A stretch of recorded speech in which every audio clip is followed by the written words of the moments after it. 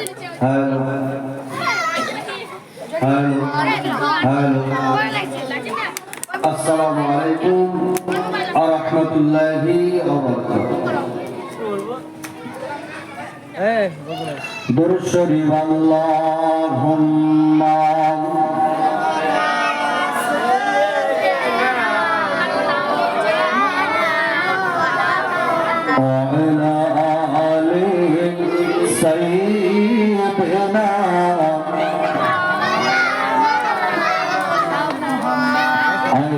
সোনার চাঁদ আমার আয়রে ফিরে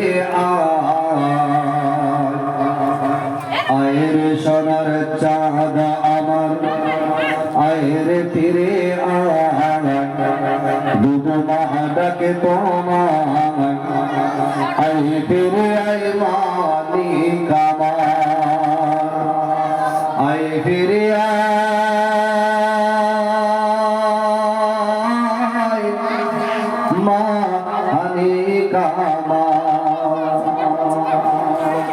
বাসায় আমার কেঁদেছিল ওই বনে যাবে বলে আর বাদশাহ সাথী সাজিয়ে দিলাম ছেলের ঘরে তুলে হয়তো কুরাইশ ছেলে বলে কেউ তুলে নিয়ে গেল এদিন ছেলের কপালে কি এমন দুশ্মন বসেছিল আয়রে সোনার চাঁদ আমার আয়রে ফিরে আয় দুধ মা ডাকে তোমার আয় ফিরে আয় মা নেক আমার আয় ফিরে আয় মা নেক আমার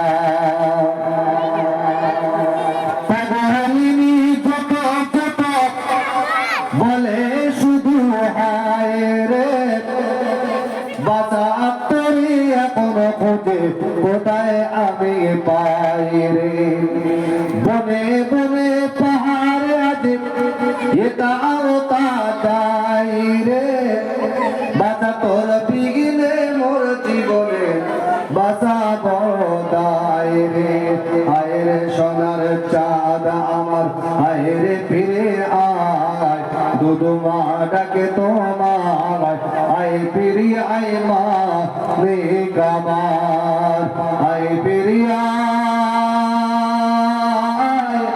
মা নেক আমার পাগলিনী দুহাত তুলে আহাজারি করে আর মুখ তুলিতে ডাকে বাঁচা পাহাড়ের উপরে ছুটে গিয়ে পাগলিনী বুকে জড়িয়ে ধরে আর বলে বাঁচা আত্মরে কে নিয়ে যায় আমার হতে দূরে আয়রে সোনার চাঁদ আমার আয়রে ফিরে আয় দুধ মা ডাকে তোমার আয় ফিরি আয় মা নেক আমার আয় ফিরি আয় মা নেক আমার আল্লাহুম্মা সাল্লি আলা সাইয়্যিদিনা মাওলানা মুহাম্মদ সাইয়্যিদিনা মাওলানা মুহাম্মদ কাদ উম্মত আর কাদ মুমিন আর কাদ মুমিনা কাদ উম্মত আর কাদ মুমিন আর কাদ মুমিনা আসবে না নবী আর এ ভুবনে দেখা আর হবে না এ জীবনে দেখা দিয়ে অবতার নবী আর দেখা দিয়ে অবতার নবী সজদি সারের দিনে কাদ উম্মত আর কাদ মুমিন আর কাদ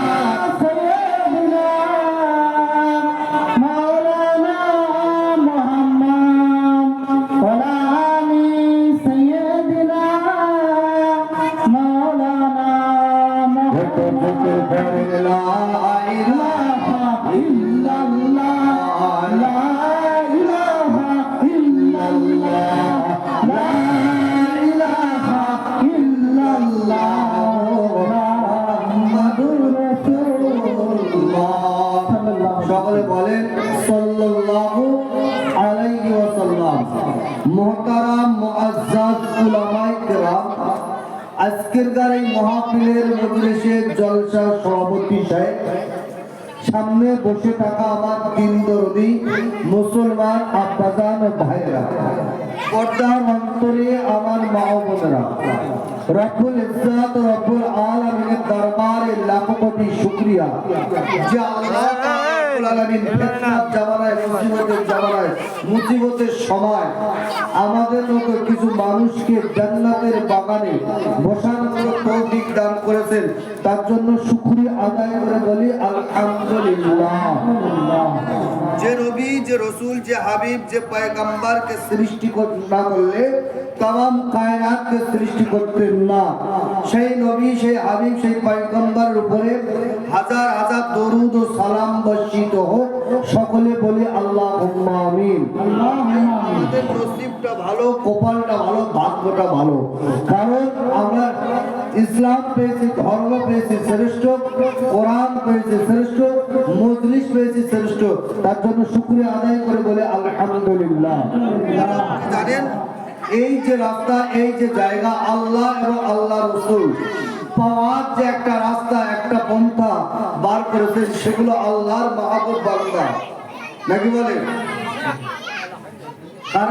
কারণ আল্লাহ পাক রব্বুল আলামিন কোরআন শরীফের ভিতরে বললেন, আলা ইন্না আউলিয়া আল্লাহ লা খাউফুন আলাইহিম ওয়া লা হুম ইয়াহজানুন। যারা আল্লাহ বলা হবে তাদের দুনিয়াতে কোনো ভয় নাই, কোনো টেনশন নাই, কোনো চিন্তা নাই। জোরে বলেন সুবহানাল্লাহ। আল্লাহ বলা যদি কোনো ভয় না থাকে, আল্লাহ বলা যদি কোনো টেনশন না থাকে, এখন আমরা বুকে হাত দিয়ে বলি যে আল্লাহ বলা সেই ভালো মানুষের সৌবত যদি আমাদের সাথে লেগে থাকে, আমাদের কোনো ভয় থাকবে? কোনো টেনশন থাকবে? থাকবে না। কারণ যে ওসিলা করে, যে আজকে মাহফিল যে নিয়ত করে আমরা করেছি, সুলতানুল হিন্দ গরিবে নওয়াজ খাজা মঈনুদ্দিন চিশতি রহমাতুল্লাহ আলাইহি হুজুর যদি না আসতেন, এই ইসলামকে আমরা পেতাম বলে মনে হয় না, পেতাম না। কারণ বলা হয়েছে সুলতানুল হিন্দ গরিবে নওয়াজ, তামাম হিন্দুস্তানের বাদশাহ, নাকি বলে? আচ্ছা, এই সুলতানুল হিন্দ গরিবে নওয়াজ হুজুর খুব সহজে কি ইসলাম প্রচার করতে পেরেছে? কত রকম অত্যাচার জুলুম তাদের উপরে হয়েছে। ঠিক বলছি না ভুল বলছি? ঠিক। হ্যাঁ, এবারে আপনারা মাথায় দিয়ে রাখেন, মাথায় ঢুকিয়ে না, যদি গরিবের আওয়াজ সুলতানুল হিন্দের উপরে অত্যাচার করা হয়, জুলুম করা হয়, পেরেশানি করা হয়, এইরকম ব্যক্তি যারা সোবত নেবে তাদের উপরে অত্যাচার হবে না? হবে না। অনেকে বলেন যে আজমির শরীফে যাও কেন?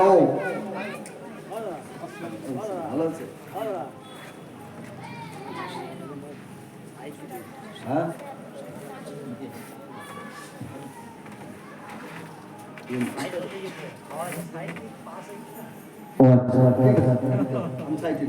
চলো তাহলে খাজা গরিবের আওয়াজ মঈনুদ্দিন চিশতি রহমাতুল্লাহ আলাইহি কলেমা দাওয়াত দিয়েছেন, সেই কলেমার ছায়াতলে আমরা আসতে পেরেছি। আর নবী বললেন, যে কলেমা দাওয়াত হিন্দুস্তানের বুকে দিয়েছে সুলতানুল হিন্দ, সেই কলেমা লা ইলাহা ইল্লাল্লাহ মুহাম্মাদুর রাসূলুল্লাহ, এই কলেমা যদি পরিপূর্ণভাবে ইয়াদ করে, মুখস্থ করে, পরিপূর্ণভাবে মেনে নিতে পারে, ওই মানুষটা বিনা হিসাবে আল্লাহ পাকের জান্নাতে চলে যাবে। বলে সুবহানাল্লাহ। এখন আমরা যারা বসে আছি ঠান্ডা মাথায় বুঝতে হবে, যারা আল্লাহ পাক রব্বুল আলামিন কোরআন শরীফে কেন আল্লাহ ওলাদের কথা বলেছেন, আল্লাহ ওলাদের সওবত কেন নিতে বলেছেন, এটাকে বুঝতে হবে। বাবাজি আমার ভাইরা, যুবকেরা, জওয়ানেরা, আমার আল্লাহ কোরআন শরীফের ভিতরে জানিয়ে দিয়েছেন, আলা ইন্না আউলিয়া আল্লাহ লা খাউফুন আলাইহিম ওয়া লা হুম ইয়াহজানুন। জানো, যারা আল্লাহ হবে, যারা আল্লাহর মাহবুব বান্দা হবে, তাদের পৃথিবীর কোনো মাইল্লার তাদের দিকে আঙুল তুলে কথা বলার সাহস পাবে না। তাদের দিকে যদি আঙুল তুলে কথা বলে তারা কিন্তু বড় ধ্বংস হয়ে যাবে।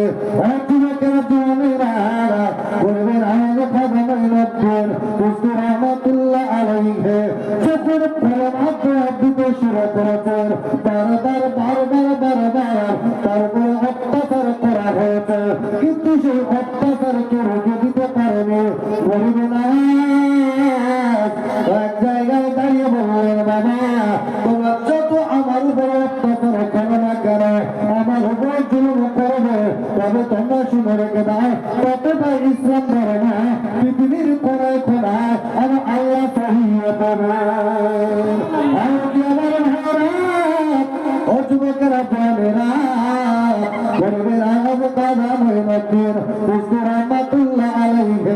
দুনিয়া থেকে সরিয়ে দেওয়ার জন্য বিভিন্ন রকম চক্রান্ত শুরু করেছে, বিভিন্ন রকম কায়দাবাজি শুরু করেছেন।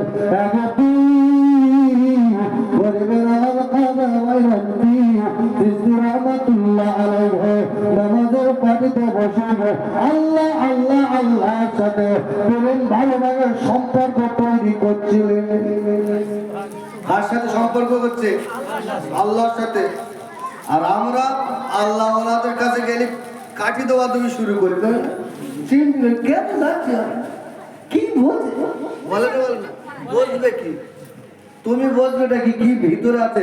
চিনি যে খায় চিনি স্বাদ সে বোঝে, যে খায় না সে বোঝে না। গাদার ঘাড়ে তুমি মাল তুলে দাও, বুঝতে পারবে? পারবে না। মাল খেলে বুঝতে পারবে। বাবাজি আমার ভাইরা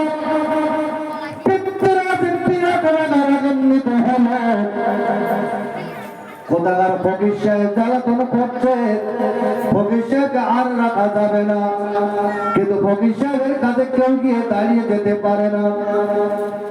পিতৃরাজ বৈঠকখানায় বসে গেল, বুদ্ধিজীবীরা একত্রিত হয়ে বললেন বাদশাহ ফকির সাহেবকে যদি মারতে হয় তাহলে একজন মোকাবেলার মতো রয়েছে, তার নাম হলো অজয় পাল। কি নাম? অজয় পাল। ওই জন্তুকে ডাকো। বলছে তাই? তাহলে সারা জব্দ করতে পারবে না। বলছে ঠিক আছে চলে যাও।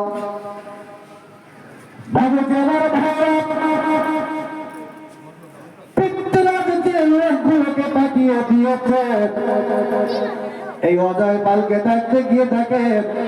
অজয় পাল এত বড় জাদুকর, হাওয়ার উপরে দাঁড়িয়ে দাঁড়িয়ে চলাচল করছে, হাওয়ার উপরে। যেই বল বল গিয়ে দাঁড়িয়েছে এরা চারিদিকে শূন্য আকাশে ঘোরাফেরা করছে। অজয় পাল অবাক হয়ে দাঁড়িয়েছে। অজয় পাল দাঁড়িয়ে চিৎকার করে বলল পিতৃরাজের দলবল তোমরা শোনো, বাদশা আমার কাছে পাঠিয়েছে ফকির সাহেবকে জব্দ করার জন্য। বলছে হ্যাঁ।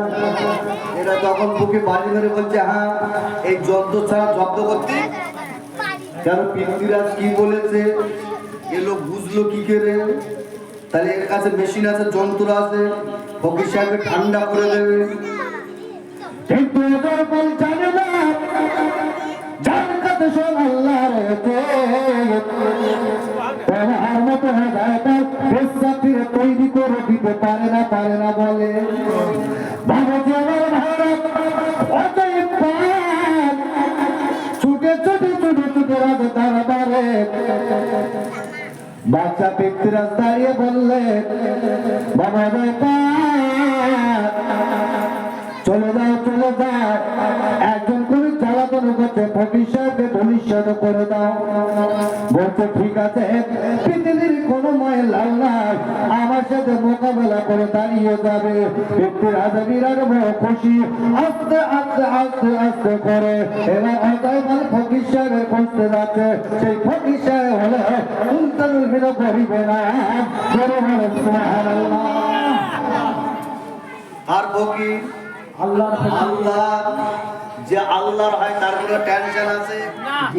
এই জায়গায় ঘটনাটা এই জায়গায় রাখলাম। পাশে আপনাদের মসজিদ আছে, আছে না? একজন পাগলা মানুষ গিয়েছে নামাজ পড়তে, তার নাম হলো ইব্রাহিম বিন আদহাম। কি বললাম? ইব্রাহিম বিন আদহাম। বয়স কত? 18 বছর। মসজিদে নামাজ পড়তে গিয়েছে। ওই মসজিদ তৈরি করে দিয়েছিলেন বাদশাহ, আর বাচ্চার একটা জায়গা আছে, নামাজ পড়ার জায়গা আছে, সেই জায়গায় 18 বছরে যুবক গিয়ে বসে নামাজ পড়বে বলে। বাদশার দল বললে মসজিদে গিয়ে দেখে বাদশার জায়গায় কে বসে আছে? একজন ফকির সাহেব বসে আছে। বাদশা রেগে যাবে না খুশি হবে? জোরে বলে রেগে যাবে। বলা ধরবে চোট, বসার জায়গায় অধিকার কে দিয়ে চোট ওট। আচ্ছা, মসজিদে কাউকে গোলা দান দেওয়া যাবে না। 18 বছরের যুবক মসজিদের ভিতর নামাজের পাটিতে আল্লাহর সাথে সম্পর্ক তৈরি করেছে। বাদশা গলা ধরে তুলে দিয়েছে। ওই 18 বছরের যুবক মসজিদের কিনারায় দাঁড়িয়ে দাঁড়িয়ে কাঁদে বলে, আল্লাহ, আমি পৃথিবীর কোন মানুষের ভক্ত নয়, তুমি হলে আমার রব, আমি হলাম তোমার মাগলো, আমি তোমার ইবাদত করেন না। আল্লাহ, যদি আমি আল্লাহ আল্লাহ বলে ডাকি, এতে আল্লাহ যদি তুমি খুশি হয়, তাহলে বিচারটা তোমার করে দিতে হবে। কার কাছে বিচার দিয়েছে? আল্লাহর কাছে। আল্লাহর কাছে। কে? 18 বছর যুবক পাগলা। আজকে আল্লাহ যদি গোলা ধাক্কা দেয়, আল্লাহ বিচার করবে না? করবে না? 18 বছরের যুবক দাঁড়িয়ে ওদের নামে কাঁদে। জুম্মার নামাজ পড়ে বার হয়ে জঙ্গলে গিয়ে নামাজের পাটিতে নামাজ পড়ে যাই ঘুমিয়েছে। আমার আল্লাহ স্বপ্ন থেকে বললেন, ইব্রাহিম বিন আদহাম, তুমি কেঁদো না, কেঁদো না, তুমি হলে আমার পাগল, তুমি যেমন আমার দয়া না, আমি আল্লাহ তোমার পাগল। সুবহানাল্লাহ। নামাজের পাটিতে ঘুমিয়ে গেছে। আল্লাহ ডেকে বলে, যুবক, তুমি কেঁদো না, আমি আল্লাহ হলাম ইন্নাল্লাহ আলা কুল্লি শাইইন কাদির। আমার কুদরতি ক্ষমতায় জানালাম, আমি আল্লাহ আমার কুদরতি ক্ষমতায় আমি তোমার বাদশা বানিয়ে ওই মসজিদের ফাঁক কাতারে বসার তৌফিক দিয়ে দেব। হাত দিচ্ছে জোরে বলে। 18 বছর পাগলা কি হবে এখন? বাদশা হবে। পারে না? পারে না? আমার আল্লাহ। ক্ষমতা কার? না তো সুলতানুল হিন্দ গরিবের আওয়াজকে হিন্দুস্তানের বাদশা বানাতে পারে? কে পারিয়েছে? কে করেছে? আল্লাহ করেছেন। এখন পাগলা খুশি হবে না? হবে না? হ্যাঁ, গোলা ধাক্কান কি আমি কি হলাম? বাদশা। সকাল যাই ঘুমিয়ে গিয়েছে, ফের আল্লাহ বলছে সকালবেলা ঘুম থেকে উঠে দূরে নামাজ পড়ে চলে যায়। কোথায়? যে বাদশা গলা ধাক্কা দিত, ওই বাচ্চার একটা মেয়ের নাম গুলবাহার, কোরআনের হাফেজ, মেয়েটা সুন্দরী, তাহাজ্জুদ পড়নেওয়ালা। ওর বাড়িতে গিয়ে তুমি দরজায় ঘা দেবে, আমি আল্লাহ আমার কুদরতি ক্ষমতায় বাচ্চার মেয়ের সাথে বিয়ে করিয়ে আমি তোমাকে ওই বলদ দেশের বাচ্চা বানিয়ে দেবো। এত বড় মানে আল্লাহ পারে না? পারে না? সকাল যখন হলো 18 বছরের যুবক চলে তাগতে নামাজ পড়ে কদম হতলে রাজদারা বারে গিয়ে হাজির। ওই রাজদারা বারে গিয়ে যখন দরজায় গা দিয়েছে, বাদশা দরজা খুলে দিয়ে বলে, পাগলা, কি ব্যাপার, তুমি দাঁড়িয়ে গিয়েছো কেন? ওই পাগলা দাঁড়িয়ে বললেন, বরান, আমি এখানে বিয়ে করতে এসেছি। কি করতে এসেছি? আমরা আল্লাহ ওয়ালাদের সাথে থাকি, অনেক লোক চিমটি কাটাকাটি করে না? অনেক ভূত কি বোঝো? বলছে পাগলা, বলছে আমি বিয়ে করবো।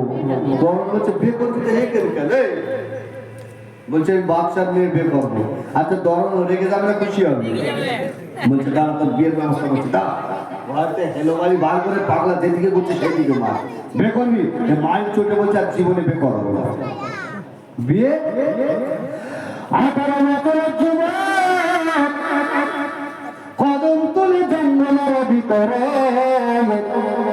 এসে নামাজের পরে ঘুমিয়ে গিয়েছে। ঘুম ভেঙে গেল, দেখে বলে, আল্লাহ, মসজিদে গিয়ে ঘোড়া ধাক্কা খেয়েছি, আবার বিয়ে করতে গিয়ে সেখানেও মারি খেতে হয়েছে। কথা মুখে আনবো না। আল্লাহ ওলা মানুষের পাওয়ারটা থাকে, আল্লাহ ওলা মানুষের সৌভাগ্যকে দিতে পারি, আমাদের ভাগ্যটা পরিবর্তন হয়ে যাবে। ওই 18 বছর যুবক ঘুমিয়েছে, আল্লাহ ডেকে বলেছিল পাগলা তুমি কেঁদো না, আমি আল্লাহ তোমাকে জানিয়ে দিলাম যে কথা বলি সে কথা থেকে নড়াচড়া হয় না। আমি কুদরতি ক্ষমতা ওই বাচ্চার মেয়ের সাথে বিয়ে করিয়ে আমি তোমাকে বলবো দেশের বাদশাহ বানিয়ে দেবো। ঘুম ভেঙে গেছে, সকালবেলা উঠে ফের গেছে কার বাড়িতে? বাচ্চার বাড়িতে। দরন মাঠটা দিয়ে বলছে বেরো ওখানে। ফের এসে জঙ্গলের কাছে বলছে আল্লাহ নেড়া বেলতলায় একবার যায় বারবার, দুবার মার গেছে আর বিয়ের কথার মুখিলে আসবো না। ফের ঘুমিয়ে আল্লাহ বলছে ভালো জিনিস নিতে গেলে একটু মেহনত করতে হয়, ভালো জিনিস নিতে গেলে একটু খুঁজতে হয়, মেহনত করতে হয়। তো মেয়েটা খুব ভালো, যা কালকে যা। সকালে যখন কদম তুলে রাজা দরবারে গিয়ে দরজায় ঘা দিয়েছে। বাচ্চা থেকে বললো তারা আজ 3টে দিনে একটা মানুষ বারবার আসে, ওই মানুষটাকে আমার কাছে নিয়েছে। ভাবছি আমার ভাইরা এই বলে দরজাটা খুলে দিয়েছে। খুলে দেওয়ার পরে এইবার বাচ্চার নিকটে দাঁড়িয়ে গেছে 18 বছরের জওয়ান। আসসালামু আলাইকুম। ওয়ালাইকুম আসসালাম। মুসাফা করলেন বসো। বাচ্চা দাঁড়িয়ে বলছে এই যুবক তুমি আমার রাস্তা কেন? বলছে হুজুর বিয়ে করবো। কি করবো? কার মেয়ে? রাজার মেয়ে। একটা ফকির বিয়ে করবে, মার খাবে না খাবে না, কিন্তু ফকির কার ফকির? আল্লাহর ফকির। কোনো ভয় আছে? কোনো টেনশন আছে? নেই। বলছে বিয়ে করবি? বলে হ্যাঁ। দরওয়ানদের লোক দেখে বলছে একটা মেয়ে দেখেছে বিয়ে করবে, একটা মেয়ে দেখেছে পাগলার আমি বিয়ে পড়াবো। 18 বছরের যুবক দাঁড়িয়ে বলেন বাদশাহ আমি পৃথিবীর অন্য মেয়েকে আমি আর বিবাহ করবো না, তবে শুনে রেখে দেন, জেনে রেখে দেন আপনার একটাই মাত্র মেয়ে, ওই মেয়েটার নাম হলো বিবাহ, ওই মেয়েটা হলো কোরআনের হাফেজা, ওই মেয়েটা হলো বিশ্ব সুন্দরী। আমি থাকি ওই মেয়ের সাথে বিবাহ করবো। আমি ওই মেয়ের বিয়ে করবো। আচ্ছা বাচ্চা রেখে যাবে না? যাবে না, রেখে যাবে। তো বুদ্ধিমান বাচ্চা হলে রাগ করবে না, ঠিক কায়দা মেরে বার করে দেবে। দেবে না? দেবে না? চালাকি মারবে। পাগলা বলছে তুমি আমার মেয়ে, বাচ্চা বলছে পাগলা তুমি আমার মেয়ে বিয়ে করবে? বলছে হ্যাঁ। তাহলে তোমার বাপ কি করে? তাহলে বাপ নেই, মরে গেছে। তোমার ঘর কিসির? তাহলে আমার ঘর নেই। কোথায় থাকো? জঙ্গলে থাকি। তাহলে খুব খেয়ে পেলেন চাপার সব আসছে, দেখ না? হ্যাঁ ও কেউ আমার মেয়ে বিয়ে করবে। বলছে হ্যাঁ আল্লাহ বলে বিয়ে করবে। পাগল্লা কথা শুনে বাচ্চা বুঝতে পেরেছে এর যদি গলা ধাক্কাতে যদি মারি তাহলে আমার সম্মান কমবে। কি হবে? আমার রেট কমে যাবে। কি করতে হবে? বাচ্চার মেয়ে গুলবাহারের গলায় একটা সোনার হাত ছিল, দামি হাত। জানে যে পাগলা হারও দিতে পারবে, দামি জিনিস আনতে পারবে না, আর বেও পারবে না। এরা বুদ্ধি রেট বলছে দেখো এই মালটা দেখো হেভি দাম, হেভি জিনিস, এইরকম মাল যদি 1.5 মোহর বাবদ দিতে পারো আমি তো আমার মেয়ের সাথে তোমার বিয়ে দেবো। জোরে বলেন সুবহানাল্লাহ। এই কথা শুনে পাগলা বলছে দেখি মালটা একটু দেখি, হাতে দিয়ে ভালো করে দেখে বাচ্চার হাতে দিয়ে বলছে এই তোমার দিল। আল্লাহ যদি মাল দেয় বে করতে আসবে, যদি মাল না দেয় বে করতে আসবে না। জোরে বলেন সুবহানাল্লাহ। সজাগ জঙ্গলের ভিতরে চলে গিয়েছে, নামাজের পরে হাত তুলে বলে আল্লাহ তোমার কথা মতো জঙ্গল থেকে আমি বার হয়ে রাস্তার বার বিয়ে করতে গিয়েছিলাম, কিন্তু সেই বাদশাহ দাঁড়িয়ে বললেন এইরকম সোনার হাত দিতে হবে, মোহর বাবা যদি মাল দিতে পারি বিয়ে হবে। বাবা আল্লাহ যদি আমার মাল দেওয়া বিয়ে হবে। এই না বলে আল্লাহর কাছে দোয়া করলো। দোয়া করার পরে রাতের বেলা ঘুমিয়ে গেছে। আমার আল্লাহ রাতের বেলা স্বপ্ন থেকে বললেন এ বাবা ইব্রাহিম বিন আদহা মনটা তুমি খারাপ করো না, কেন আমি আল্লাহ আমার কুদরতি ক্ষমতা হলো আলাদা, আমার কুদরতি পাওয়ার হলো আলাদা। এ পাগলা ইব্রাহিম তুমি কেঁদো না, সকাল যখন হবে তুমি আস্তে আস্তে করে উঠে দুরাকাত নামাজ পড়ে নদীর কিনারে দাঁড়িয়ে যাবে। ওই নদীর কিনারা গিয়ে পানির দিকে তাকাবে, পানির দিকে তাকিয়ে বলবে ওয়াইদা হুইয়িতুম বিতাহিয়াতি, আরবি ভাষা বোঝায় কাটায় সালাম দেবে। আর সালাম দেওয়ার সাথে সাথে আমি আল্লাহ আমার কুদরতি ক্ষমতায় হযরত খিজির আলাইহিস সালাতু ওয়াস সালামের হাতে বাদশার মেয়ের গলা তার ওই হাড়ের থেকে আরো দামি হাড় তোমার কাছে পৌঁছে দিয়ে দেবো।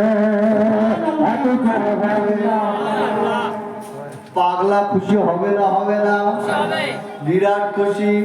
ঘুম ভেঙে সোজা নদীর কিনারা গেছে। ওয়াইজা হুইয়িতুম বিতাহিয়াতি, আল্লাহ আমাদের কাছের মানুষ, মহব্বতের মানুষ পীর আব্দুল হারিস সাহেব মুসিবতে বলে কাছে গেলে গায়ে হাত দিয়ে কি বলে, আমি আসি কোনো ভয় নাই, বলে না বলে কেন? পাওয়ার না থাকলে বলতে পারে আমার 1 পয়সার দাম নেই, আমি যদি ফুটুনি দেই আসবে কি কাজে? আসবে না। পাওয়ার থাকলে সবকিছু বলা যায়। ভালো জানার ভাইরা, 18 বছরের যুবক ছুটে ছুটে নদীর কিনারায় দাঁড়িয়ে ওয়াইদা হুইয়িতুম বিতাহিয়াতি, আরবি ভাষায় সালাম দিয়েছে। সালাম দেওয়ার সাথে সাথে উন্নত মানের দামের হার আমার আল্লাহ খিজির আলাইহিস সালাতু ওয়াস সালামের হাত থেকে ইব্রাহিম বিন আদমের হাতে আমার আল্লাহ তুলে দিয়েছে। আবু জাহেল সুবহানাল্লাহ। আসসালামু আলাইকুম। আজকে আমাদের এই পবিত্র নুরানি ইসালে সাহেবের যে মজলিস, এই মজলিসে আমন্ত্রিত অতিথি হিসাবে আমরা পেয়েছি আমাদের খুব কাছের মানুষ, কালীপুর মিরপাড়া দরবার শরীফের অত্যন্ত ভালো মানুষ, যিনি এই কারিগরপাড়া বা পার্শ্ববর্তী এলাকার ছোট্ট ছোট্ট বাচ্চাদের কোরআন শিক্ষাও দেন এবং হাদিস সম্পর্কে অনেক শিক্ষা দেন। সেই কালীপুর মিরপাড়া দরবার শরীফের সম্মানীয় পীরজাদা মাননীয় সম্মানীয় সৈয়দ আহমদুল্লাহ মহাশয়কে আমরা গোলাপ ও আমাদের ব্যাগ দিয়ে বরণ করে নেওয়ার পরে আবার বক্তার বক্তব্য আমরা শুরু করব।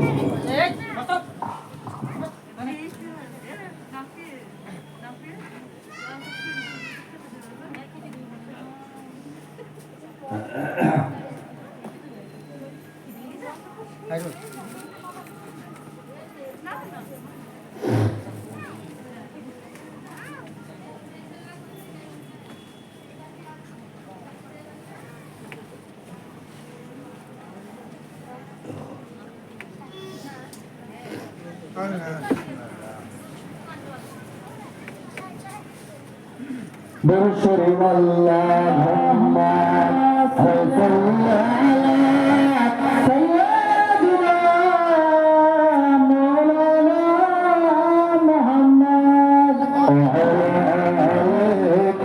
সাইয়্যিদিনা মাওলানা মুহাম্মদ। তুমি হাত ডাক দিবে মোরে তোমারি আদর কালে,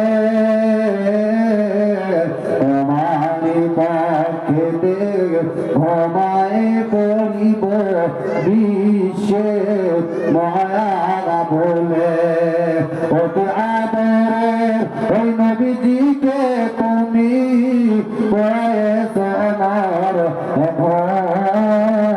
আমার হাসান হুসাইন কেবল তারা নিরালার নির্জন হায়াত যদি ঘোরায় যাবে মিটিবে সকল আশা।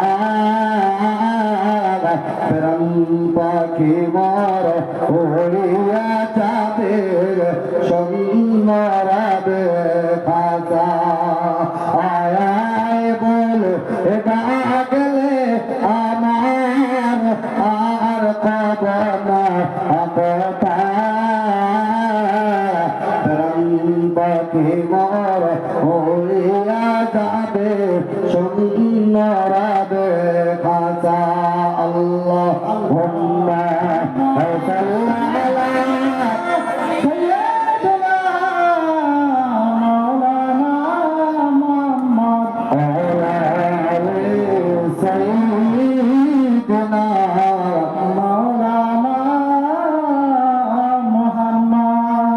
আলোচনা অসুবিধা হচ্ছে কি? হ্যাঁ?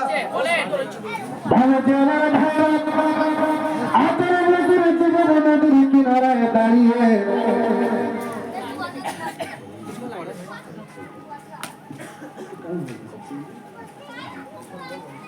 আপনি বলেন খানিক বলেন, খুব সুন্দর লাগছে। অনুষ্ঠান সাজানো আছে ঠিক। আচ্ছা এই 18 বছরের যুবক সম্পর্ক করেছেন কার সাথে? আল্লাহর সাথে। ইনি হলেন আল্লাহ মানুষ। কি মানুষ? আল্লাহ। আর এর আল্লাহ পাকের কোরআন শরীফ আয়াত তাই বললেন, গোলা দাগ কান দিয়েছেন আমার আল্লাহ বাচ্চা বানাবে। তবে এখান থেকে অনেকটা সময় এর মাঝখানে অনেক মূল্যবান জিনিস রয়েছে। এই সোনাশের দামে হাটালে বিয়ে করতে যাবে, ওখানে মার্ডার করে জঙ্গলে ফেলে দেবে, আবার আল্লাহ জীবিত করবে, আবার রাজদরবারে যাবে, ফের রাজদরবারে মার খেয়ে চলে আসবে, ফের জুম্মা মসজিদে যাবে, বাচ্চার মেয়ে গুলবাহারে সাপে কামড়াবে, বাচ্চার মেয়ে সাপে কামড়াবার পরে গুলবাহার মরে যাবে, জানাজা হবে, মাটি দেবে, মাটি দিয়ে চলে আসবে। এই ইব্রাহিম বিন আদহাম সেই কবরের কাছে যাবে, রাতের বেলা কবর করবে, লাশ ঘাড়ে করলে জঙ্গলে আসবে, আল্লাহ জীবিত করবে, জঙ্গলের ভিতরে বিয়ে হবে। বাপ বাদশা জঙ্গলে গিয়ে শিকার করতে গিয়ে মেয়ের গোলার আওয়াজ পাবে। কার গোলা? অনেক লম্বা চড়া ঘটনা। তা যাও, হুজুর আসবেন 8:30টায়। বলে দেন। এই পর্যন্ত আমি বক্তব্য সমাপ্ত করলাম। দর্শক আল্লাহ